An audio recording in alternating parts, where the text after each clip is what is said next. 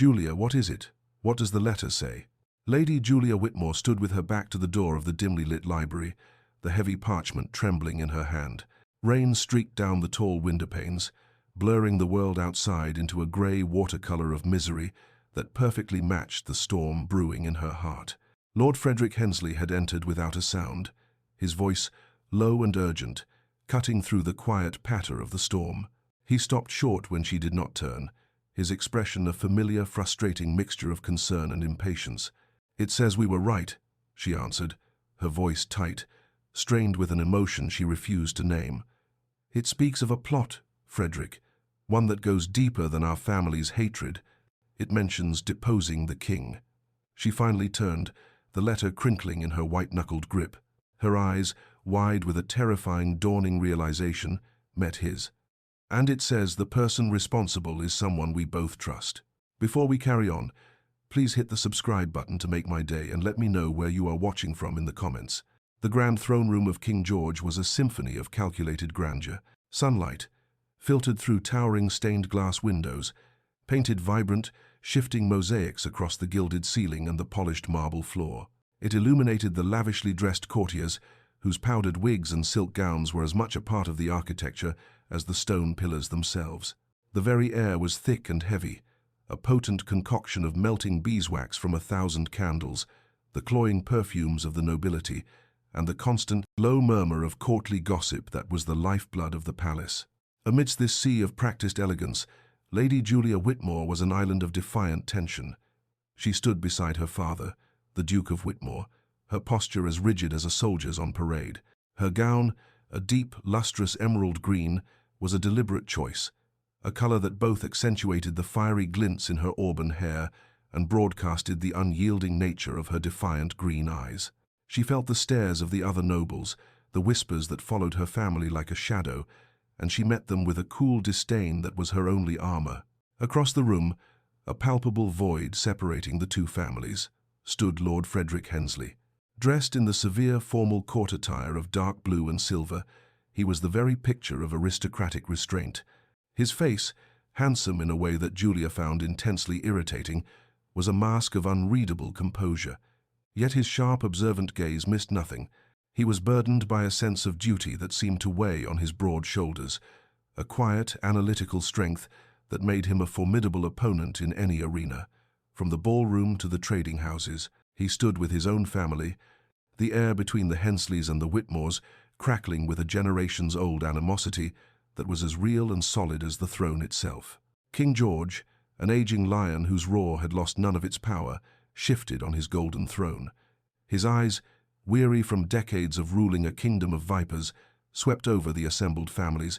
He began to speak, his voice resonating with the authority of a man who had sent armies to war and seen nations bend to his will. He spoke of unity, of the strength of the realm, of the need for his nobles to put aside petty squabbles for the greater good. Then, his gaze sharpened, landing with pinpoint accuracy on the two feuding houses. He singled out the Whitmores and the Hensleys, his voice taking on a hard, unforgiving edge. He recounted their feud, a bitter saga stretching back through generations, a poison that had soured their lands and their legacies. He spoke of its most recent and most damaging escalation, a trade dispute over shipping routes that had disrupted a royal charter, costing the crown a significant sum and, more importantly, causing it embarrassment. The king saw their rivalry not as a private matter, but as a direct threat to the stability of his kingdom. "This childish and destructive rivalry ends today," he declared, his voice silencing the last of the whispers. A dreadful anticipation fell over the room. Julia's heart began to hammer against her ribs, a frantic bird trapped in a cage of silk and bone. Then came the pronouncement, a blow delivered with the full force of the monarchy. To this end, the king boomed, his eyes locking onto the two youngest members of the warring clans. "I have decreed that my godson, Lord Frederick Hensley, will take to wife the Lady Julia Whitmore. This union will bind your houses in blood and law. The feud will cease." A collective gasp, sharp and unified, rippled through the court. It was a sound of pure, unadulterated shock. Julia's face, which had been flushed with defiance, went deathly pale, only to be flooded moments later by a wave of incandescent rage. She felt a tremor run through her body, a primal urge to scream, to protest this violation. She took a half-step forward, her mouth opening to voice the furious objection that clawed at her throat. But her father's hand, heavy and absolute, clamped down on her arm. The Duke's grip was a silent command, and she obeyed, though the effort cost her everything. Her knuckles turned white as she clenched her fists at her sides, her nails digging into her palms. Across the room, Frederick remained perfectly, unnaturally still. Not a muscle moved in his face, but a muscle in his jaw tightened, a single, telltale sign of the control he was exerting over himself. His cool, analytical mind was reeling, struggling to process the king's words as a strategic problem rather than a personal catastrophe. For a fleeting, terrible moment, his eyes met Julia's across the gilded expanse. It was not a glance of triumph or malice. It was a shared look of pure, unadulterated shock and dismay, a silent, mutual acknowledgement that they had both just been condemned. The king was not finished. "This union is not a request," he thundered, his voice leaving no room for appeal. "It is a command. It is for the good of the realm. The wedding will take place within the month." The words fell upon Julia like a physical weight, suffocating her. Her future, once a landscape of her own choosing, had been stolen and rewritten by a king's whim. She was no longer a person, but a political pawn, a sacrificial lamb on the altar of national stability. Her internal monologue was a storm of fury and violation, a silent scream against the injustice of it all. Frederick, for his part, felt a cold dread seep into his bones. This was another duty, another obligation to be stoically endured for the sake of the crown and his family's name. But beneath the stoicism, a bitter resentment churned. His own agency, his own choice in the most personal of matters, had been stripped away as cleanly as if by a headsman's axe. The tension between the two families, once a crackling force, now became a vortex, pulling the two of them into its inescapable center. Moments later, the king dismissed the court, but his command held Julia and Frederick in place. He wished for them to have their first conversation as a betrothed couple, a cruel jest that twisted the knife he had already plunged into their lives. He left them alone in a secluded palace antechamber, a room filled with priceless tapestries and ornate furniture that suddenly felt like the opulent walls of a prison. Two royal guards, impassive as statues, were posted outside the heavy oak doors, ensuring there was no escape. They stood in absolute, suffocating silence for what felt like an eternity, each refusing to be the first to speak, the first to acknowledge the new, horrifying reality of their situation. They would not even grant each other the courtesy of a glance, staring instead at opposite walls, as if the intricate patterns of the wallpaper held the answers to their ruined lives. Finally, Julia could bear it no longer. She turned, her emerald eyes flashing with a venomous fire.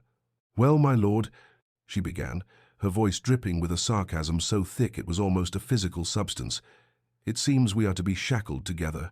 I trust you are as thrilled by this prospect as I am." Frederick turned to face her, his expression as cool and remote as a winter morning.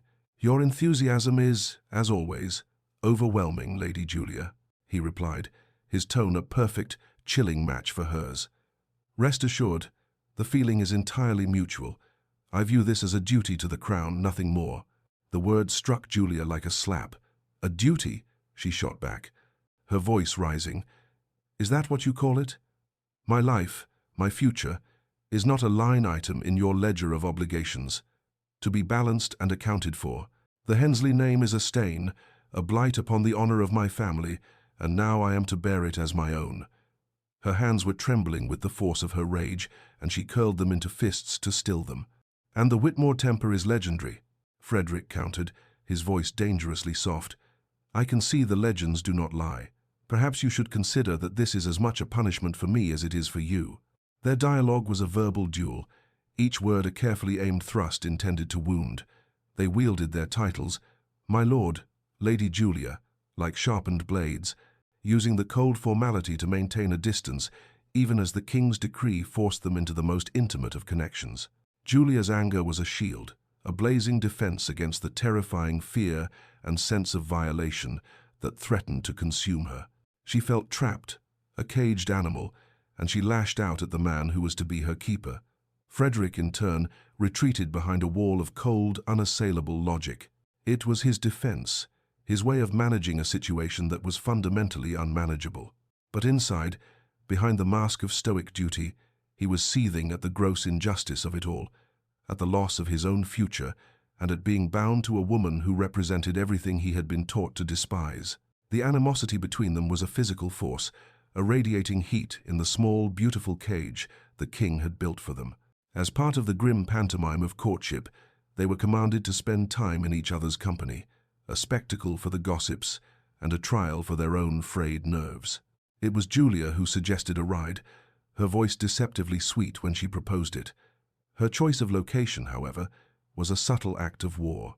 The rolling hills and dense ancient forests that marked the border between the Whitmore and Hensley estates were not neutral ground. The land itself was a point of contention, a festering wound in their family's history, having been the subject of legal disputes and even bloodshed for decades. To ride there together was not a peacemaking gesture, it was a statement of ownership, and they both knew it.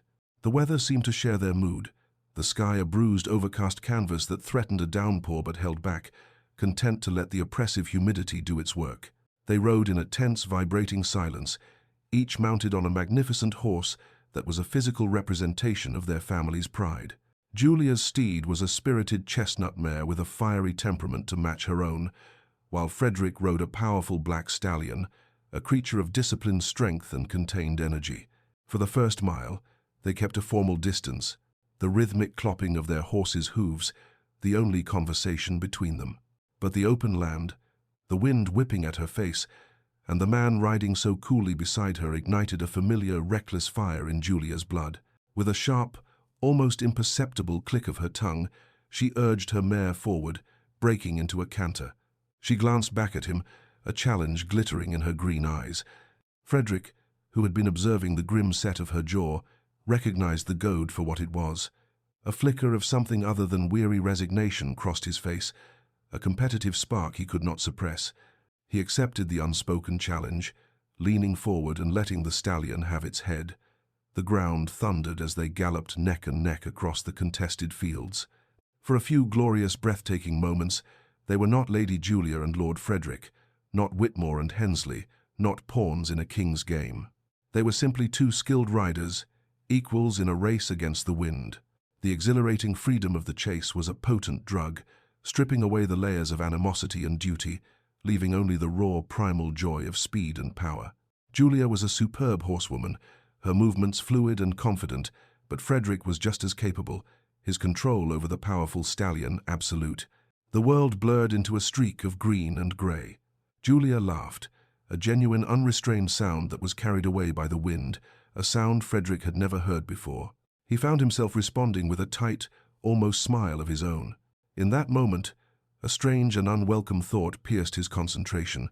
He could almost imagine a different life, one where this shared exhilaration was a source of joy, not conflict. It was a dangerous, treasonous thought, and he pushed it away. Then, disaster struck. As they neared a dense copse of trees, Julia's mare, driven hard, failed to see a hidden rabbit hole. The horse's foreleg plunged into the earth with a sickening jolt. A pained whinny tore through the air as the animal stumbled, throwing Julia from the saddle. She landed hard, the air knocked from her lungs in a painful gasp, her body tumbling across the damp grass before coming to a stop. The race, the competition, the animosity, all of it evaporated from Frederick's mind in an instant. His reaction was automatic, instinctual. He reined in his stallion so sharply the horse reared, its hooves pawing at the air. Before the animal had even settled, Frederick was out of the saddle, his heart hammering against his ribs with a fear that was entirely new to him. He rushed to her side, his carefully constructed mask of cold duty shattered into 1,000 pieces. "Julia!" he cried, his voice strained and raw.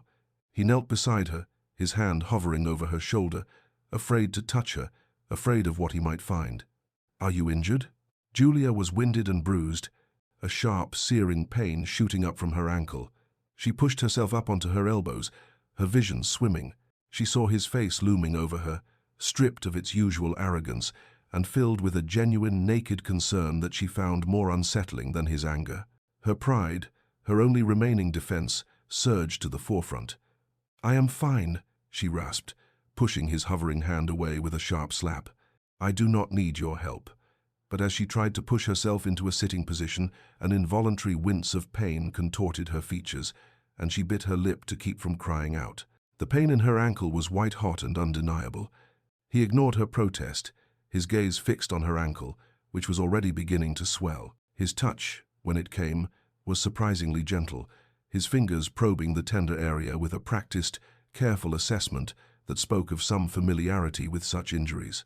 "You have sprained it," he said, his voice low and firm, leaving no room for argument. "You cannot put weight on it." He rose and offered her his hands. She stared at them for a long moment, her pride warring with the throbbing agony in her foot. To accept his help felt like a surrender, a concession she was not prepared to make. But the pain was a compelling argument. With a frustrated sigh, she placed her hands in his. His grip was strong and steady as he pulled her to her feet. She swayed, a wave of dizziness washing over her, and he reacted instantly, his arms snaking around her waist to support her, pulling her flush against his side. The contact was electric. It was awkward. It was utterly mortifying. Julia could feel the hard, unyielding muscle of his torso through the fabric of their clothes, the unexpected warmth of his body seeping into hers. She was acutely aware of his arm, a secure, unshakable band around her, and the sheer strength with which he held her upright. For the first time, she was vulnerable in front of him, and she hated it with every fiber of her being. But as she risked a glance up at him, she saw that flicker again, the one she had glimpsed in the antechamber, something other than cold duty, something warmer, deeper, and far more dangerous. And in that moment, Frederick saw past her defenses. He saw the fierce pride for what it was, a fragile shield for a woman who was in pain and afraid. The fiery shrew was gone, replaced by a complex, vulnerable person, and the sight stirred something protective within him he had not known he possessed.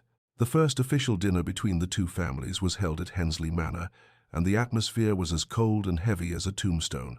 The grand dining hall, with its soaring, timbered ceiling and walls lined with the stern portraits of Frederick's ancestors, felt less like a home and more like a courtroom where Julia was the one on trial. The long, polished mahogany table was laden with a magnificent feast, a testament to the Hensley wealth.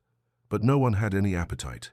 The silver gleamed under the candlelight, the crystals sparkled, but the opulence only served to highlight the profound, suffocating misery of the occasion. The painted eyes of generations of Hensleys seemed to glare down at Julia, their silent judgment a palpable weight in the room. The parents, seated at opposite ends of the table like rival monarchs, began their assault almost immediately, their weapons of choice being thinly veiled insults and barbed pleasantries. "I trust the journey was not too taxing for you, Duke," Lord Hensley began, a smug little smile playing on his lips.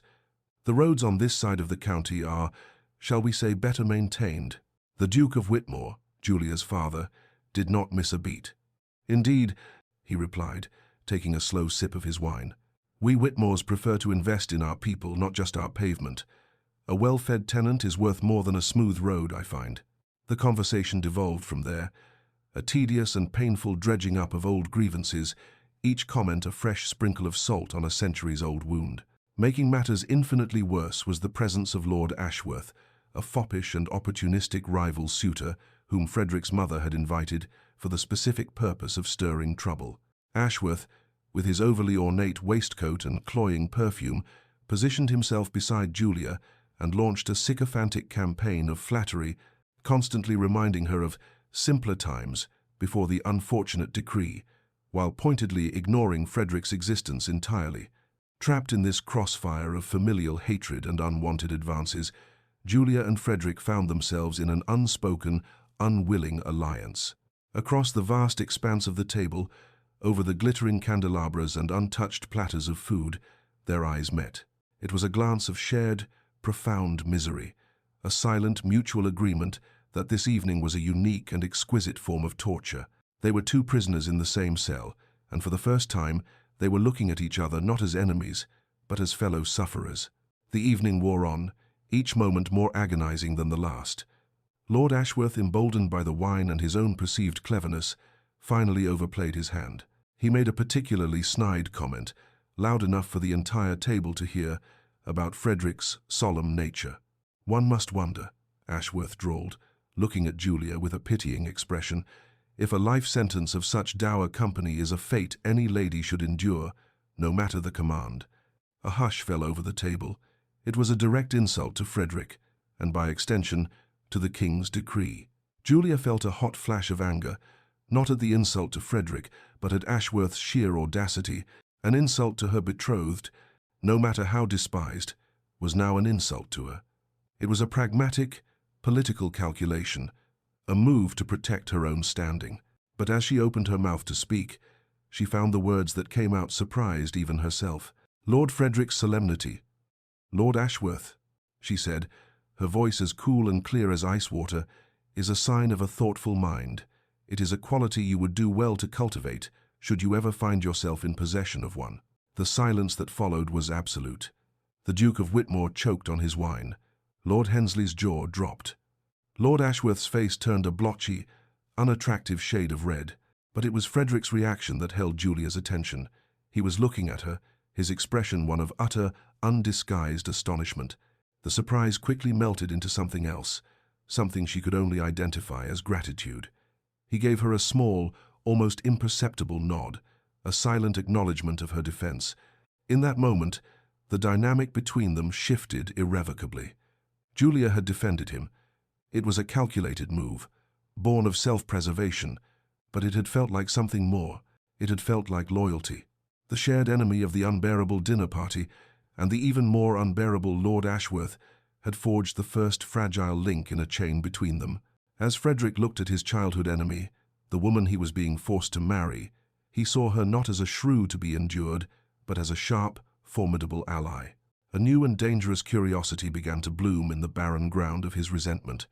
He was beginning to suspect that Lady Julia Whitmore was far more than he had ever imagined. Sleep was a country Julia could no longer visit. Night after night, she lay in her canopied bed, the fine linen sheets feeling like sandpaper against her skin, and stared into the oppressive darkness. The impending wedding was a constant, suffocating weight, a future she had not chosen pressing down on her.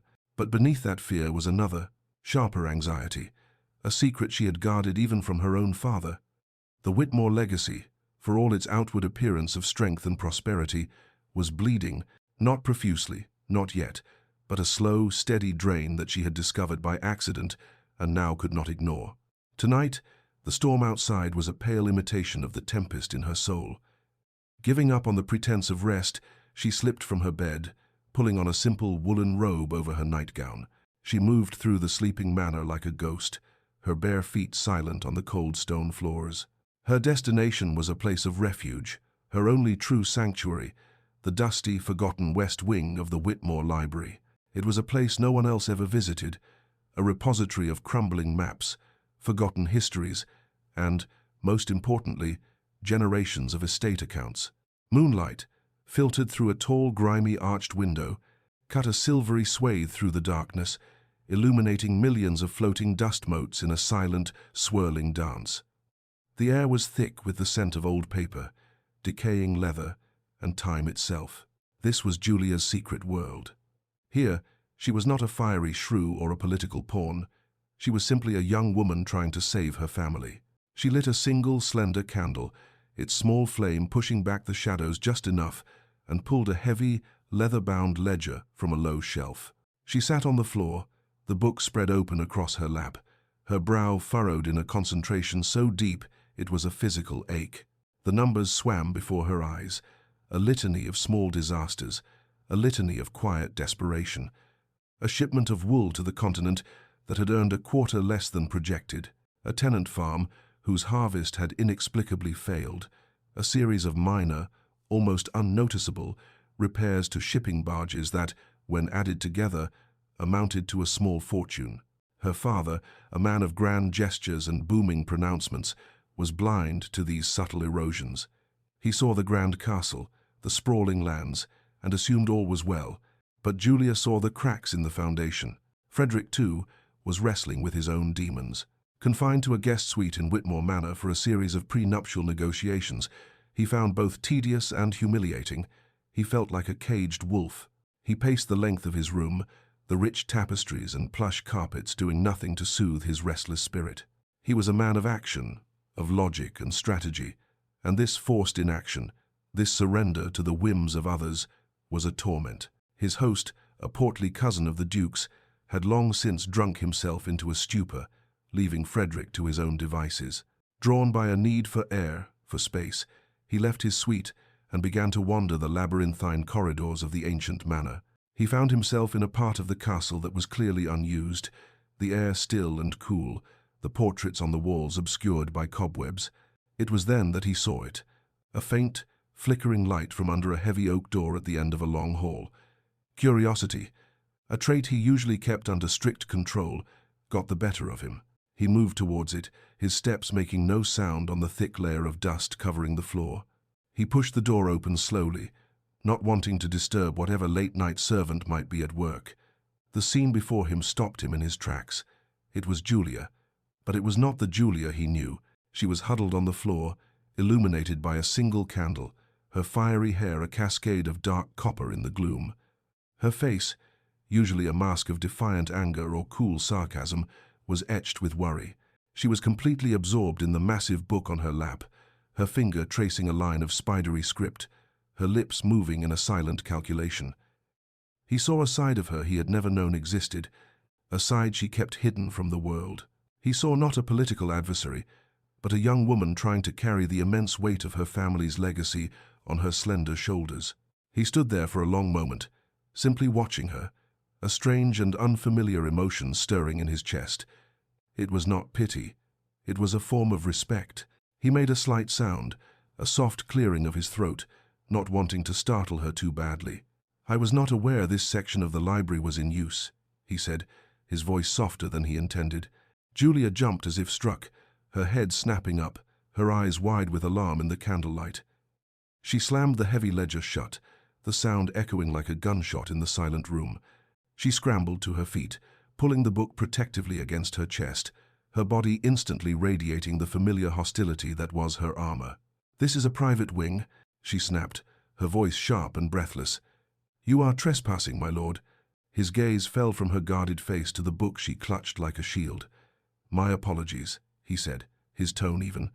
"I was simply exploring. Are those estate accounts?" The question hit its mark. He saw a flicker of panic in her eyes before she could conceal it. "My family's business is no concern of yours," she said, her voice laced with her customary defensiveness, but it lacked its usual conviction. He took a step closer, into the small circle of candlelight. The air between them was suddenly charged, intimate.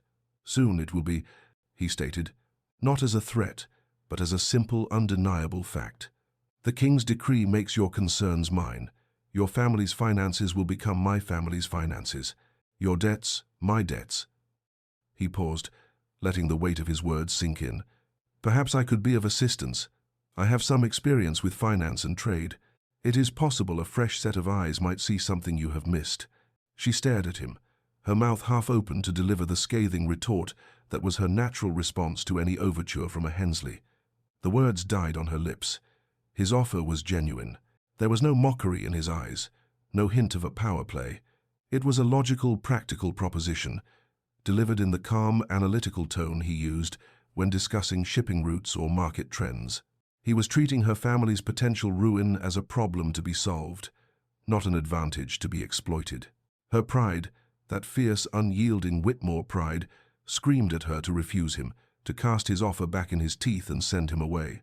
But the desperate, terrifying truth of the numbers she had just been reading held her silent. She was in over her head, a novice navigator in a storm that threatened to sink her family's ship, and here, in the form of her most hated enemy, was an expert captain offering to help her chart a course. The battle within her was fierce and silent, a war between a lifetime of hatred and a desperate, dawning hope. She stood frozen in the moonlight, the heavy weight of the ledger in her arms, a perfect symbol of the burden she was no longer sure she could carry alone. The journey to London was a study in strained civility. They were required to choose their wedding bands together, another public performance of a unity that did not exist. The workshop of the royal jeweler was a small, hushed emporium of wealth, a treasure cave where sunlight from the tall front window caught fire in 1,000 glittering facets. Velvet trays laden with gold bands and shimmering gemstones were laid out before them on a polished rosewood counter, a king's ransom in potential promises. They stood side by side, a careful foot of space between them, and exuded an air of such stiff formality that the jeweler, a fussy, nervous man named Mr. Gable, began to sweat. "A joyous occasion, my lord, my lady," he chirped, his smile not quite reaching his anxious eyes. "A truly momentous union." Julia and Frederick merely nodded, their expressions unreadable. The task, so simple and mundane for any other couple, became another battlefield. He pointed to a set of simple, elegant bands of plain, polished gold. They were modern, unadorned, and practical. "These seem appropriate," he said, his voice devoid of any emotion. Julia's eyes were drawn to the older pieces, rings with intricate filigree and history etched into their worn surfaces. "They are rather plain," she countered, her gaze dismissing his choice. "A wedding band should have character. It is a symbol of a legal contract, Lady Julia," he replied coolly. "Its character is in its meaning, not its ornamentation. A contract can still be beautifully written, my lord." Mr. Gable wrung his hands, his eyes darting between their two implacable faces. "Perhaps a matched set, my lord. My lady," he suggested weakly, pulling out another tray. "This design is very popular, a braid of white and yellow gold to symbolize two lives woven into one." The overt symbolism made Julia's stomach clench. She turned away from the garish braid and let her fingers trail over a tray of antique pieces in a dusty corner case. Most were too ornate, too heavy, but then her fingers stopped on one. It was a simple band of warm yellow gold, worn smooth with time. It looked much like the ones Frederick had first suggested, but as she picked it up, she saw its secret. On the inside of the band, almost hidden against the gold, was a single, tiny, deep blue sapphire. She held it up to the light, a ghost of a memory stirring within her. "This was my grandmother's design," she said, her voice suddenly softer, losing its brittle, defensive edge. The sound was so different it made Frederick turn his full attention to her. "She had it made for my grandfather. He was a soldier, a very practical man. He wanted no fuss." She smiled, a small, sad, genuine smile. She said the stone was for her, hidden on the inside, where only he would feel it against his skin. It was there to remind the wearer that there is always hidden beauty, even in the plainest of things. She fell silent, lost in the story, in the image of her grandparents, a couple who had truly loved each other. She had for a moment forgotten who she was with, forgotten the cold, transactional nature of this visit. She was just a woman, holding a piece of her family's history, a symbol of a love she was certain she would never know. Frederick looked at her. He truly looked at her, and for the first time he saw past the emerald green gown and the fiery hair and the sharp tongue. He saw the woman beneath the armor, the woman who cherished a sentimental story, the woman who saw beauty in hidden things. He saw the flicker of longing in her eyes, the deep well of emotion she tried so desperately to conceal. The metaphor of the ring was not lost on him. Plain on the outside, with a secret, beautiful core, it was her. He stepped closer, his hand brushing hers as he reached for the ring. She flinched at the contact, but did not pull away. He took the ring from her fingers, his own much larger hand dwarfing the delicate piece, and examined the tiny, perfect stone. He felt a sudden, sharp pang in his chest, a feeling so foreign he could not immediately name it. It was tenderness. He turned to the bewildered jeweler, his voice decisive, leaving no room for further discussion. "We will have 2 bands made in this exact style," he announced, "one for myself and one for the lady, with the sapphire on the inside." Julia looked up, her eyes wide with astonishment. She had expected him to dismiss the story as foolish sentimentality. She had expected another argument, another round in their endless war. She had not, under any circumstances, expected him to understand, but he did. He had not just listened to her words, he had heard the meaning behind them. He had seen the hidden beauty she had revealed, and instead of scorning it, he had chosen it for himself. It was the first decision they had made times together asterisk, not as a compromise, not as a concession, but as a shared choice, born from a moment of unexpected, terrifying intimacy. As Mr. Gable scurried away, overjoyed to have a resolution, they stood in silence, the space between them no longer a battlefield, but a fragile, shimmering bridge built from a grandmother's story and a tiny, hidden stone. The cold metal of the rings they had just commissioned no longer felt just like a trap. It felt impossibly, like a promise. The royal chapel was where hope went to be buried under the weight of obligation. It was the same hallowed space where the decree had been announced, but today it felt different, more final. The air, once thick with the scent of beeswax and gossip, was now heavy with the cloying perfume of funereal lilies and the sacred, smoky aroma of incense. A grand organ played a somber, majestic tune that vibrated through the stone floor, up through the soles of Julia's ivory slippers and into her very bones. The sound was meant to be celebratory, but to her it was a dirge for the life she was leaving behind. She walked down the impossibly long aisle on her father's arm, his grip firm, proprietary. Her face was a carefully constructed mask of calm composure, a masterpiece of aristocratic control she had spent a lifetime perfecting. Her heart, however, was a wild, panicked bird, hammering against the cage of her ribs, desperate for escape. She wore a gown of ivory silk, a stark and traditional choice that felt less like a bride's attire and more like a shroud of surrender. The weight of it, the rustle of it, the sheer, blinding whiteness of it, was suffocating. She kept her eyes fixed on the altar at the far end of the chapel, not daring to look at the blur of faces that lined the pews. She could feel their eyes on her, the highest nobles of the land, their gazes a mixture of pity, morbid curiosity, and triumph.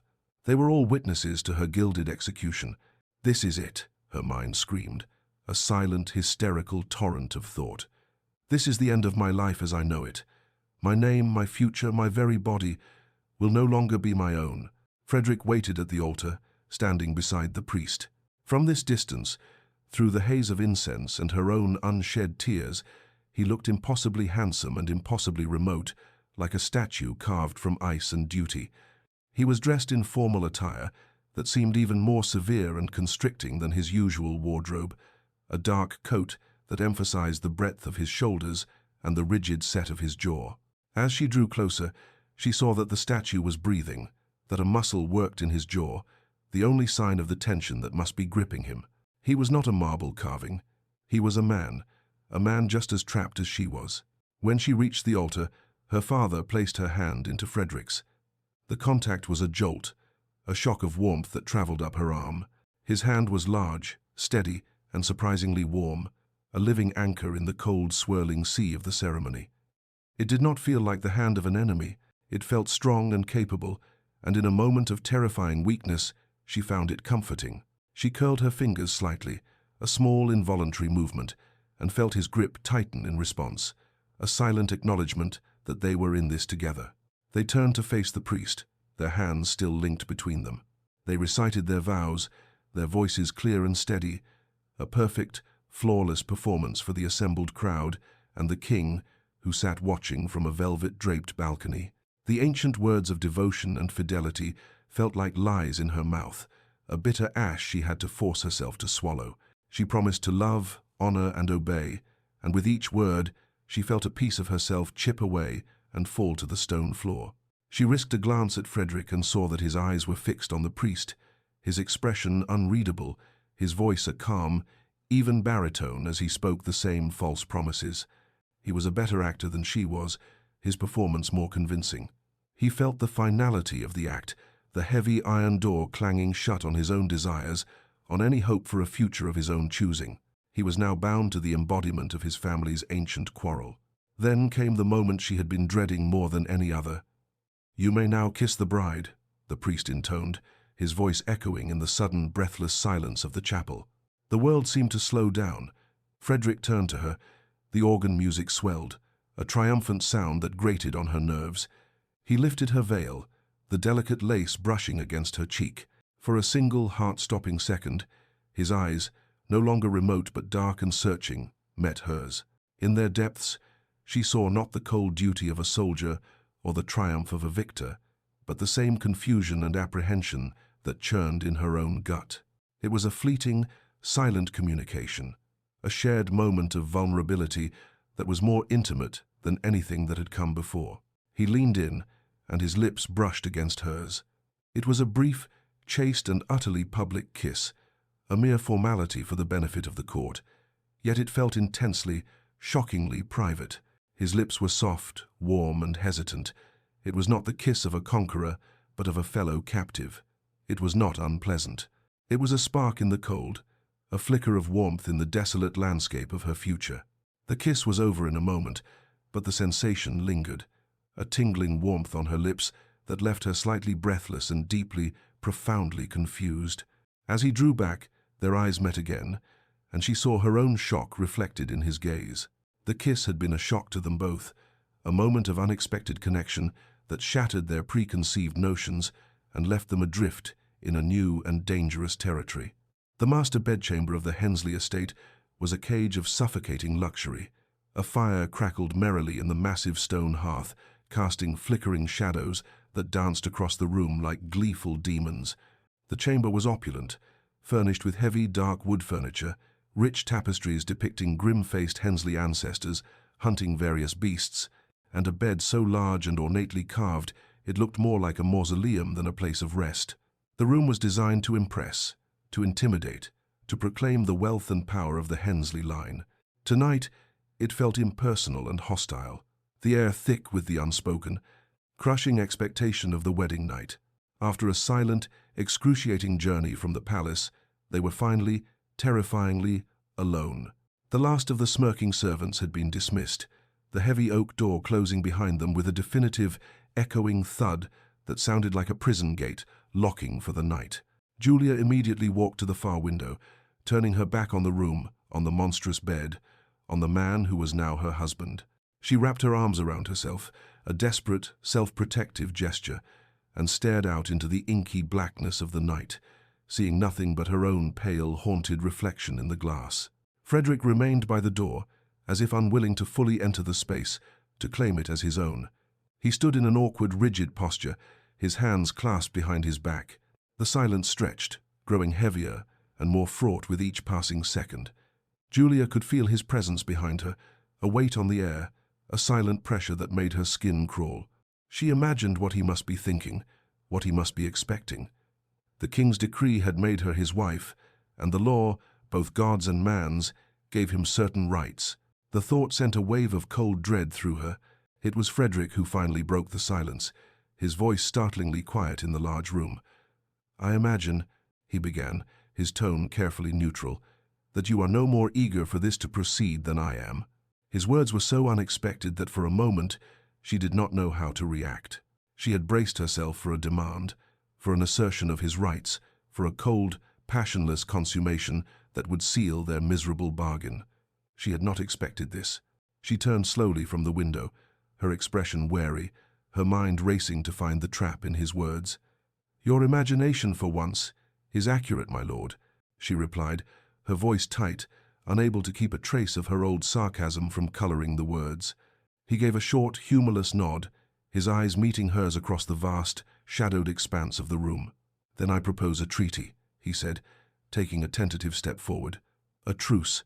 To the world we will be husband and wife. We will perform our duties, attend court, and present a united front to the king and to our families. We will do what is necessary to convince everyone that this union is a success and the feud is over." He paused, his gaze intense. "But in private, we are allies. Nothing more. This marriage will be in name only. We will have separate lives, bound only by this decree and the need to maintain the facade." Julia was stunned into silence. The proposal hung in the air between them, a concept so foreign, so utterly contrary to her expectations, that she could barely process it. It was a lifeline. It was an escape she had not dared to dream of. It was a choice, offered to her by the one person she believed would deny her all choices. Her mind, so quick and sharp, was suddenly sluggish, struggling to comprehend the implications. Freedom. He was offering her a form of freedom. Her ingrained suspicion, a trait honed by years of enmity, finally surfaced. "And what do you gain from this, my lord?" she asked, her voice a low, cautious murmur. "A wife who will not trouble your bed, is that all?" A flicker of something dark and bitter crossed his face, a brief glimpse of the resentment he kept so carefully hidden. "I gain a measure of freedom," he said, his voice holding a trace of that bitterness. "The same as you. I gain a life that is not entirely dictated by a king's command. I gain an ally in a political game we are both being forced to play, instead of a constant adversary in my own home. Is it agreed?" She looked at him then, truly looked at him, standing there in the firelight. She saw not the arrogant Lord Hensley, the symbol of her family's ruin, the enemy of her childhood. She saw a fellow prisoner, a man shackled by the same chains of duty and decree that bound her. He was not her jailer, he was her cellmate. The realization was a profound and unsettling shift in the very foundations of her world. He was offering her respect, a commodity she had never expected to receive from him.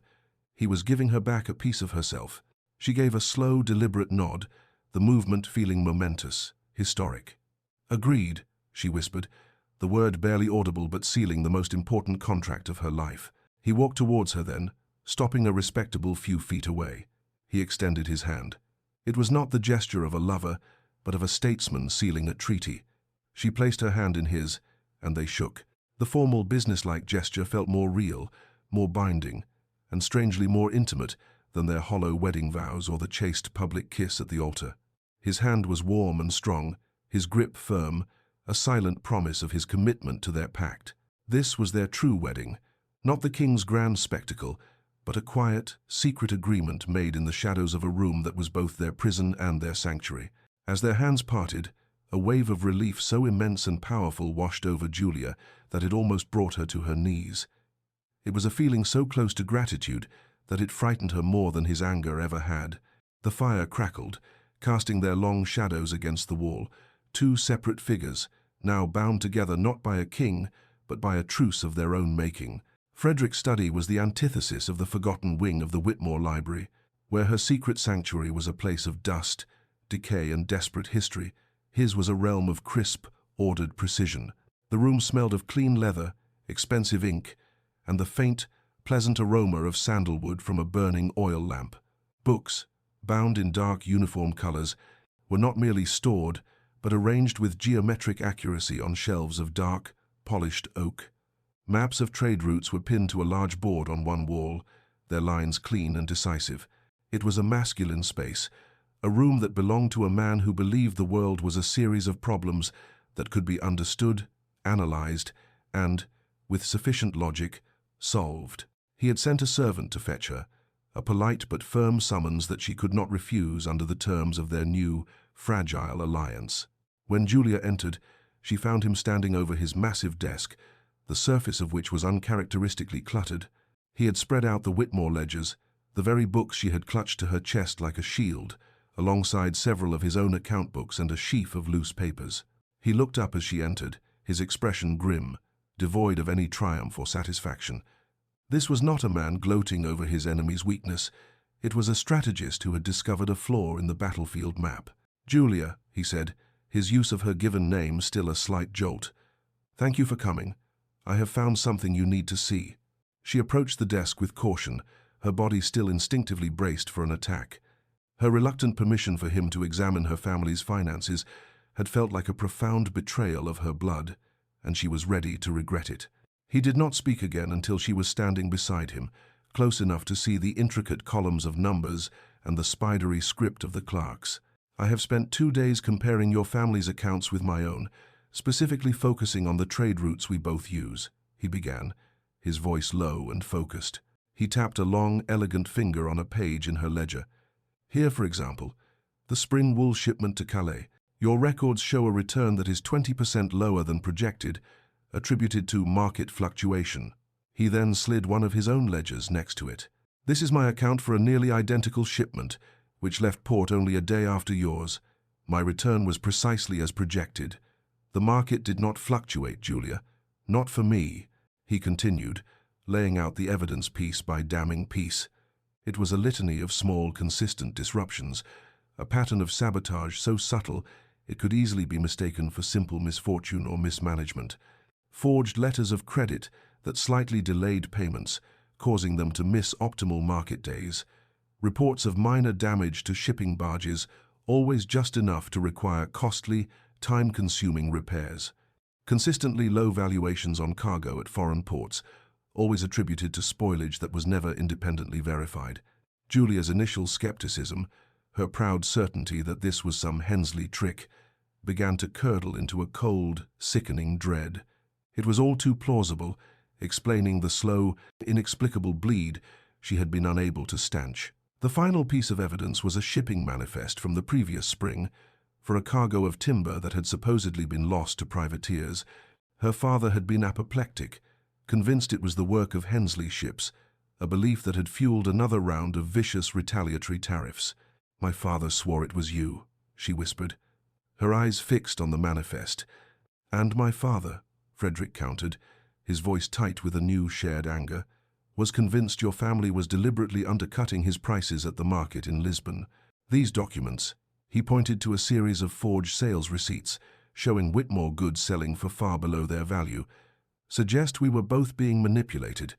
Someone created the impression that you were desperate, while simultaneously making you believe we were pirates." He then pushed a single letter across the desk towards her.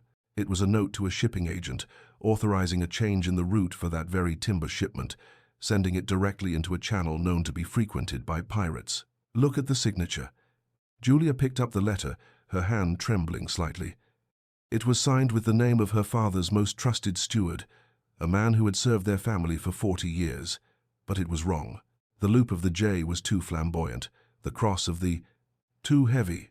It was a masterful forgery, good enough to fool a casual observer, but to her, who had grown up seeing that signature on household accounts her entire life, it was a glaring, screaming falsehood. "This is not his hand," she said, her voice barely audible. The horror of it washed over her, a cold black tide. This was not misfortune. This was not incompetence. This was a deliberate, systematic, and deeply personal attack. For years, their families had been at each other's throats, their hatred a blazing fire, and all along, someone else had been standing in the shadows, feeding the flames for their own gain. The generations of animosity, the duels, the lost fortunes, the bitter words, all of it had been a tool, a weapon wielded against them by an unseen enemy. The concept was so vast, so world-altering, that it left no room for their personal feud. The animosity that had defined her entire life evaporated, replaced by the cold, sharp thrill of a hunt. She looked up at Frederick, and the man she saw was no longer her enemy. He was the only other person in the world who could understand the depth of this betrayal. Their families were not the opposing forces in this war. They were two fronts under attack by the same foe. The "my family and your family" that had been the bedrock of their identities had suddenly, irrevocably, blurred into us. "The question is," Frederick said, his eyes locking with hers, his gaze burning with a shared purpose, "by whom and why?" They leaned over the desk together, their shoulders almost touching, their heads bent over the map of their shared deception. The world outside the study, with its courtly games and royal decrees, faded away. There was only this room, this puzzle, and the two of them against the shadows. Their investigation, conducted in hushed tones in the library and stolen moments in garden alcoves, quickly led them to a primary suspect. The oily and ambitious Lord Malcontent, a high-ranking courtier whose own fortunes seemed to rise in direct proportion to the chaos and instability at court. He stood to gain the most from the weakening of two of the kingdom's most powerful houses. Proving it, however, was another matter entirely. The opportunity to observe him came during a lavish royal ball, an event designed to celebrate the new, peaceful union of the Hensley and Whitmore families. The irony was not lost on Julia as she allowed Frederick to lead her onto the dance floor. The grand ballroom was a kaleidoscope of color and light, the air thick with perfume and the murmur of 100 conversations.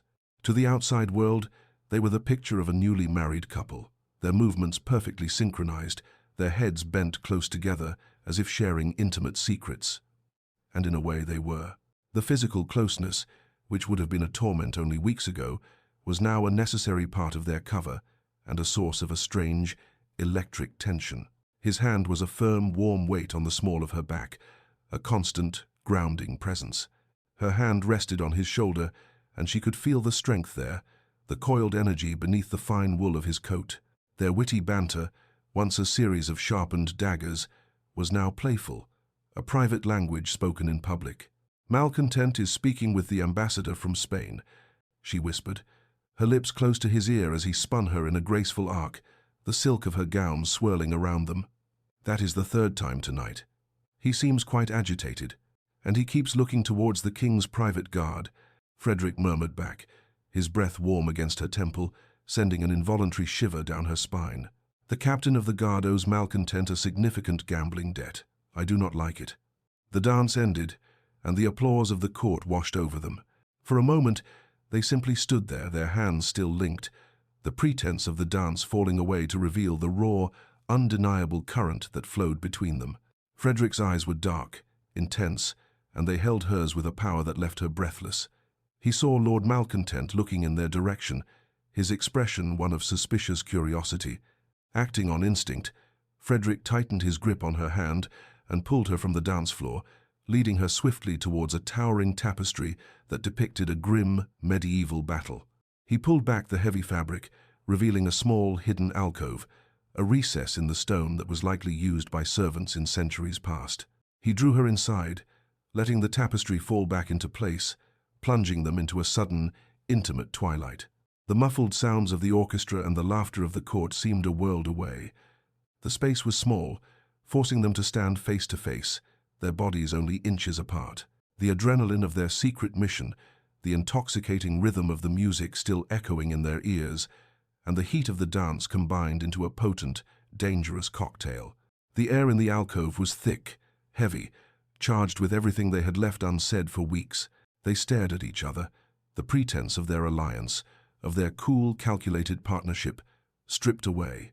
There was no investigation here, no conspiracy, only him and her. He could see the pulse fluttering in the delicate hollow of her throat. She could see the raw, undisguised desire that had replaced the cool analysis in his eyes. The truce they had so carefully negotiated on their wedding night was a flimsy piece of paper, and it was about to be consumed by a fire they had both been pretending not to notice. "This truce of ours," Frederick said, his voice a low, rough growl that seemed to vibrate through her very bones, "it is becoming difficult to maintain." Before she could form a reply, before she could even breathe, he closed the small distance between them. His hand came up to cup her jaw, his thumb stroking the line of her cheek, and then he leaned in and kissed her. This kiss was nothing like the chaste, formal press of lips at the altar. This was a dam breaking. It was a storm unleashed. It was deep, passionate, and desperate, a confession of everything they had been so fiercely trying to deny.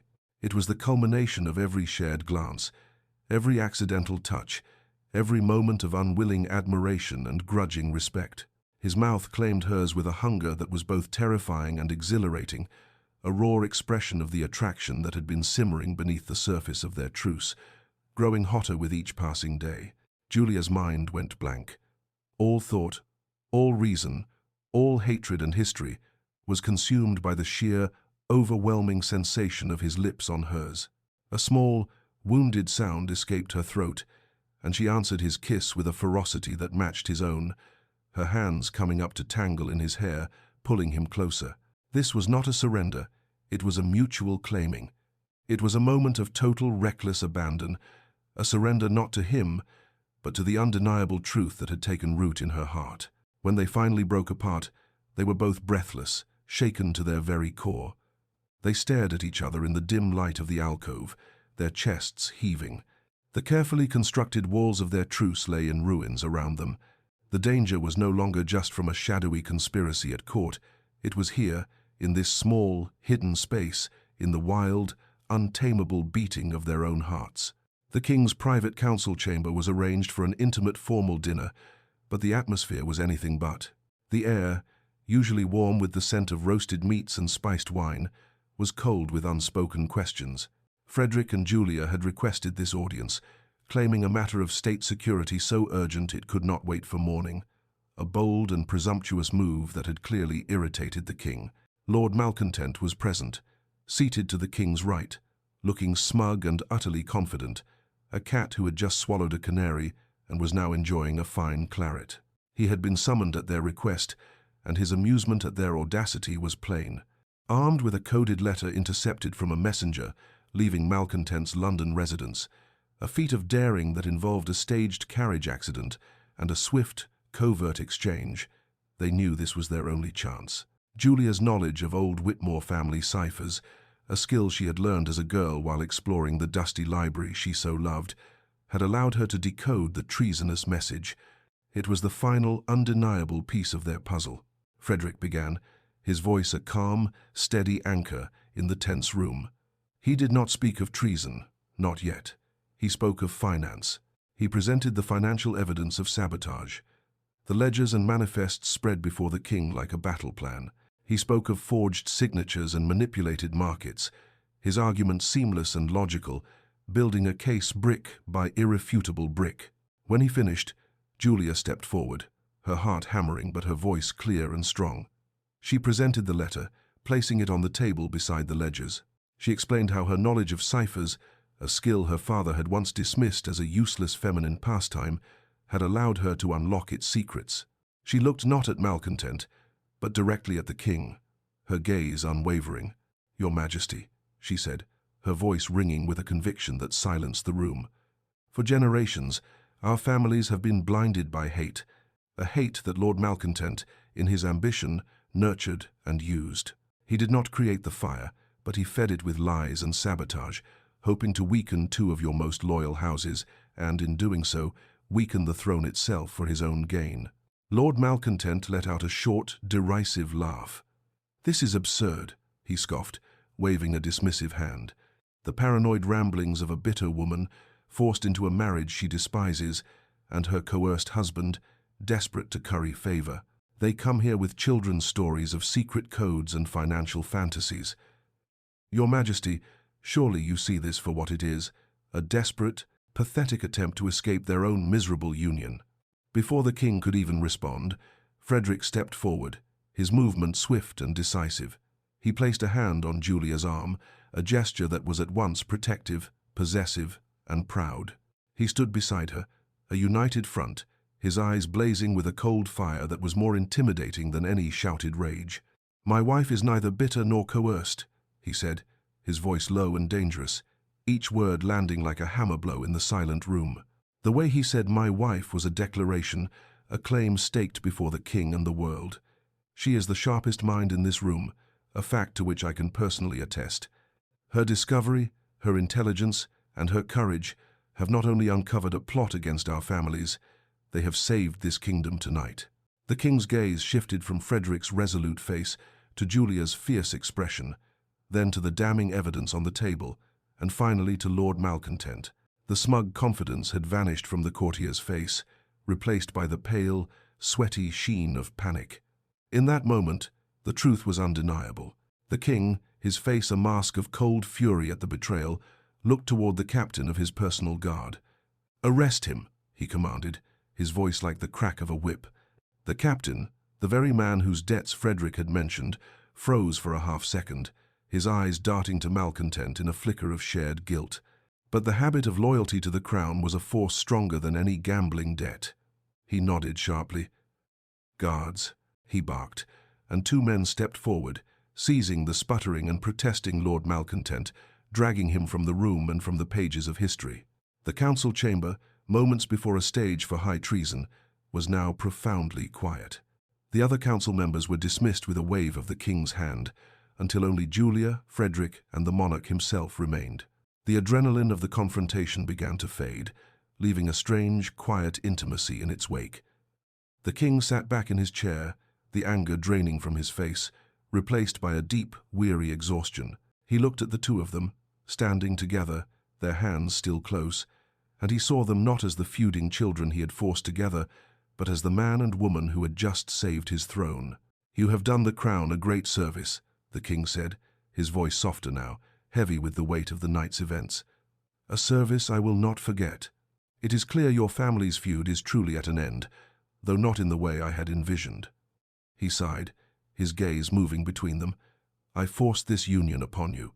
It was a political solution to a political problem. I did it for the good of the realm, but I am not blind to the cost it has had for you both." He paused, letting his next words hang in the air, heavy with meaning. "If you wish for your freedom, I will grant it. The decree can be undone. An annulment can be quietly arranged. You have earned any reward you desire, and I imagine freedom is the greatest reward I can offer." This was it. The escape they had never thought possible. The chance to walk away, to reclaim their own lives, to be free of each other and the decree that had bound them. The silence in the room was absolute, heavy with the weight of their unspoken histories and their uncharted future. Julia and Frederick looked at each other. It was a long, searching look, a silent conversation that traversed the entire landscape of their shared journey. They saw the throne room, the awkward antechamber, the race across the contested lands, the disastrous dinner, the secret library, the jeweler's shop, the wedding kiss, the wedding night truce, the alcove where their truce had burned to ash. It was all there, in that single, profound glance. There was no question in his eyes, and no hesitation in hers. They had found their answer without speaking a word. It was Julia who turned back to the king, though her eyes remained fixed on Frederick's, a universe of emotion passing between them. "Your Majesty," she began, her voice soft but firm, "your decree forced us into proximity, for which I am now, to my great surprise, grateful. It forced us to look past the shadows of our family names and see the person standing in front of us." She took a small breath, her hand finding Frederick's, their fingers lacing together naturally, perfectly. "But it is not your decree that will keep us together."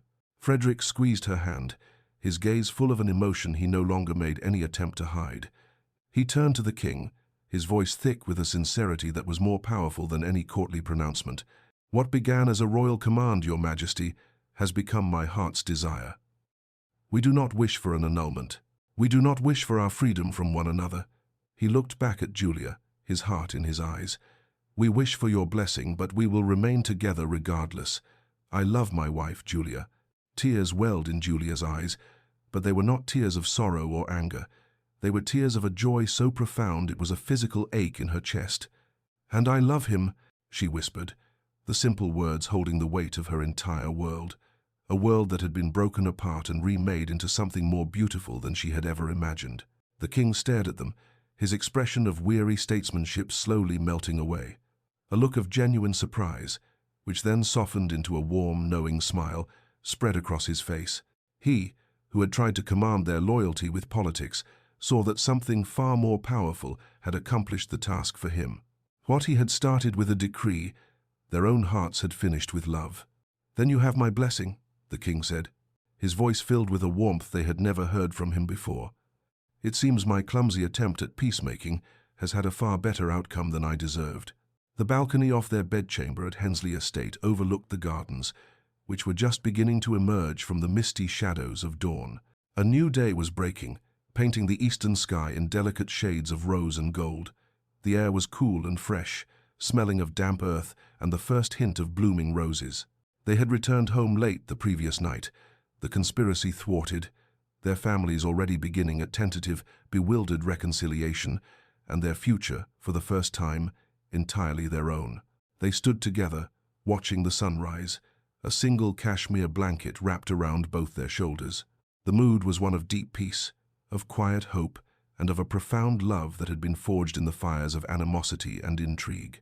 The bitter rivalry that had defined their lives felt like a distant memory, a story about two other people. Julia leaned her head against his shoulder, a comfortable, easy gesture that spoke of a new and wonderful intimacy. "Who would have thought?" she murmured, her voice soft in the morning quiet. "My greatest enemy is now my dearest friend." Frederick turned his head, his lips brushing against her hair. He wrapped his arm more securely around her, pulling her close. "I am no friend of yours, Julia Hensley," he said, his voice a low, warm rumble against her ear. She stiffened slightly, pulling back to look at him, a flicker of confusion in her eyes. He smiled, a slow, genuine smile that made her heart turn over in her chest. "I am your husband," he clarified, his gaze tender and full of a love that still felt like a miracle. "And I intend to spend the rest of my life proving to you what that means." He lowered his head and kissed her. It was not a kiss of desperate passion like the one in the alcove, nor was it a chaste, public performance like the one at the altar. This kiss was a promise. It was a kiss of homecoming, of peace, and of a future they would build together, stone by stone, day by day. It was the first kiss of the rest of their lives. As the sun finally broke over the horizon, flooding the world with light, it illuminated the two of them, standing on the balcony, their union no longer a royal decree, but a choice, a love, a new beginning.